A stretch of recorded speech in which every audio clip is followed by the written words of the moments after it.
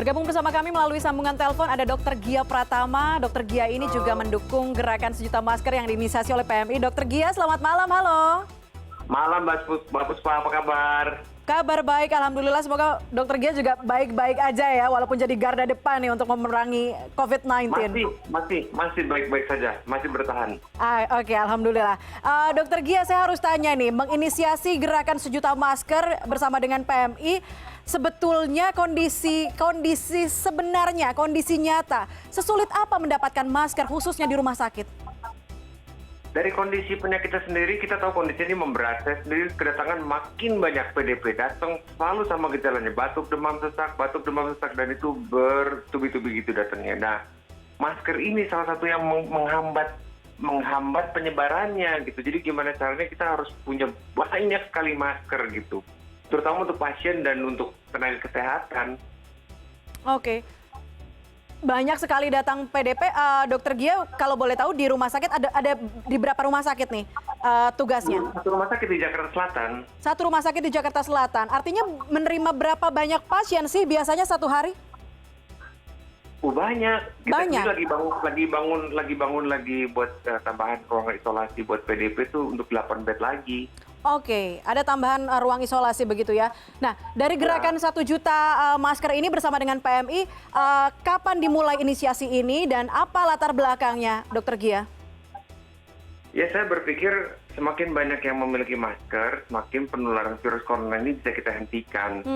Terutama untuk pasien, karena penyebarnya adalah pasien. Kalau pasien batuk-batuk, dia kehabisan masker, nggak ada masker sama sekali, atau masker harganya mahal, dia akan dengan sangat gampangnya menyebarkan virus itu gitu.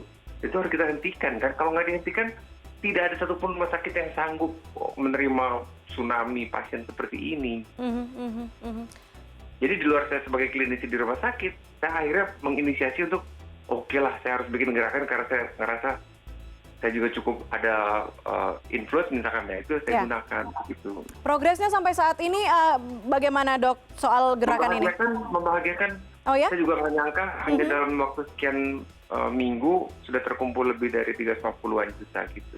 Oke, dokter, saya harus tanya tanggapan dokter nih soal banyak sekali atau ada sejumlah oknum lah yang kemudian menimbun masker, menjual masker dengan harga yang mahal, padahal bisa jadi kanan kirinya justru bisa terpapar COVID-19. Tanggapan dokter? Saya lebih ingin membahas yang positif sih, cuma kalau kayak gitu ya ini kejahatan kemanusiaan sih. Gitu, nggak akan ada untungnya jual masker segitu mahal. Itu dia akan untung saat ini, itu uangnya akan gampang hilang, percayalah, kalau memanfaatkan wabah seperti ini. Nggak ada bagus-bagusnya. Setuju. Dokter, selain masker apa lagi yang kemudian dibutuhkan untuk memerangi virus corona ini dari tenaga medis? Ya banyak, makanan sehat juga dibutuhkan ya, alat pelindung diri juga apalagi. Kami yang bertubi-tubi di lapangan itu sehari itu bisa menghabiskan banyak APD ya, jadi memang produksinya harus lebih ditingkatkan lagi. Bagaimana dan kapasitas bed sih itu yang penting. Itu riskan banget kalau kita biarkan dengan kapasitas bed yang sama gitu, nggak akan bisa nampung. Kita dengan wabah DBD aja nggak bisa nampung gitu, bednya kurang, apalagi dengan wabah COVID. Oke, Dok, ada jaminan nggak sih, Dok, dari pemerintah untuk melindungi tenaga medis? Mungkin kalau biasanya harus pulang ke rumah, sekarang ada mes atau segala macam untuk tidak jauh dari rumah, ada seperti itu? Ya, beberapa tempat. Ya, alhamdulillah, karena kita juga jujur saya sendiri akhirnya membuat kaki diri saya sendiri ya, karena rambut panjang itu juga membahayakan membawa virus ke rumah gitu. Saya juga harus melindungi sampai rumah juga langsung mandi, langsung ganti baju. Bahkan di rumah sakit saya mandi, kalau emang ke rumah saya langsung mandi lagi. Gimana caranya saya kasih UV itu barang-barang saya rendam air hangat gitu biar nggak nyebarin ke orang di rumah. Oke, ini menarik. Boleh didetailkan kepada kami sebetulnya seperti apa sih protokol orang kalau habis dari luar yang memang harus keluar kemudian ke rumah, baiknya seperti apa, Dokter Gia?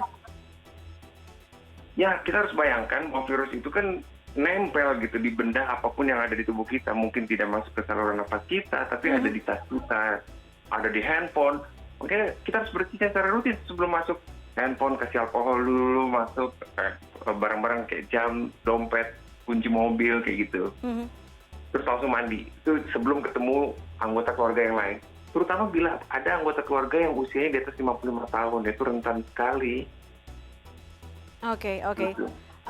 Dokter, terakhir kita tahu banyak banget pesan berkeliaran di lini masa berlalu lalang, ada tetap di rumah untuk kami. Benar. Nah, benar. ini boleh dikasih sedikit pesan Benar. untuk masyarakat gimana sih meminimalisir persebaran dari COVID-19 ini? Iya, kita harus waspada, kita harus ngerti bahwa ini bukan hal biasa gitu. Jadi kita harus menerima kondisi ini sebagai sebuah kenyataan baru gitu. Bahwa kita sementara ini harus jaga jarak dulu gitu. Dan dengan inilah kita bisa mengalahkan corona. Jadi ya stay at home, tetap sehat, olahraga di rumah, makan yang bagus, jangan kemana-mana dulu. Oke, baik. Baik, terima kasih Dokter Gia. Salam kami untuk rekan-rekan medis di sana. Terima kasih banyak sudah bergabung di CNN Indonesia Connected.